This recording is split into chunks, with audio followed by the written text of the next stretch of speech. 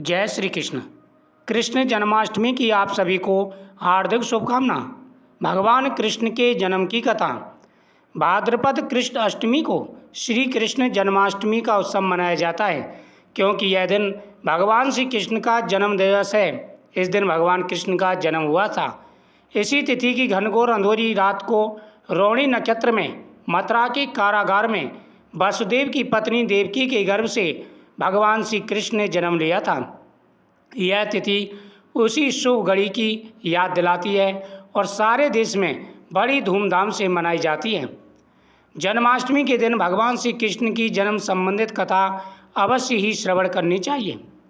द्वापर युग में भोजवंशी राजा उग्रसेन मथुरा में राज्य करते थे। उसके आतताई पुत्र कंस ने उसे गद्दी से उतार दिया और स्वयं मथुरा का राजा बन बैठा था। कंस की एक बहन देवकी, जिसका विवाह वसुदेव नामक यदुवंशी सरदार से हुआ था। एक समय कंस अपनी बहन देवकी को उसकी ससुराल पहुंचाने जा रहा था। तभी रास्ते में आकाशवाणी हुई, हे कंस, जिस देवकी को तू बड़े प्रेम से ले जा रहा है, उसी में तेरा काल बसता है। इसी के गर्भ से उत्पन्न 8वां बालक तेरा वध करेगा। यह सुनकर के कंस वसुदेव को मारने के लिए तैयार होता है। तब देवकी ने उससे विनयपूर्वक कहा, मेरे गर्भ से जो संतान होगी उसे मैं तुम्हारे सामने ला दूंगी। बहनोई को मारने से तुम्हें क्या लाभ है। जब कंस अपनी बहन को विदा करने जा रहा था, तभी आकाशवाणी हुई तो कंस ने कहा कि ना रहेगा बांस और ना बजेगी बांसुरी, मैं इस वसुदेव को ही समाप्त कर देता हूँ।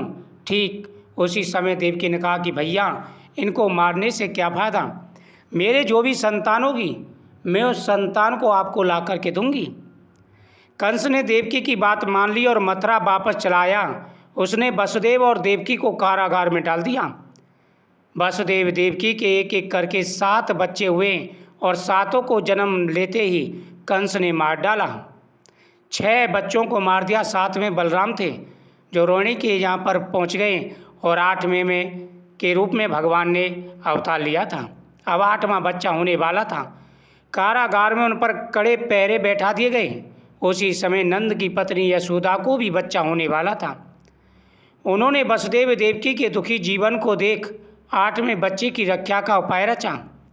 जिस समय वसुदेव देवकी को पुत्र पैदा हुआ, उसी समय संयोग से यशोदा के गर्भ से एक कन्या ने जन्म लिया, जो और कोई नहीं बल्कि भगवान की माया थी। जिस कोठरी में देवकी वसुदेव कैद थे, उसमें अचानक प्रकाश हुआ और उनके सामने शंख चक्र गदा पद्म धारण किए चतुर्भुज भगवान प्रकट हुए। दोनों ने भगवान के चरणों में गिर पड़े। तब भगवान ने उनसे कहा, अब मैं पुनः नवजात शिशु का रूप धारण कर लेता हूँ। यानी भगवान ने गर्भ से जन्म नहीं लिया। भगवान पहले चतुर्भुज रूप में आए, फिर वहीं के वहीं वो बालक रूप में परिवर्तित हो गए।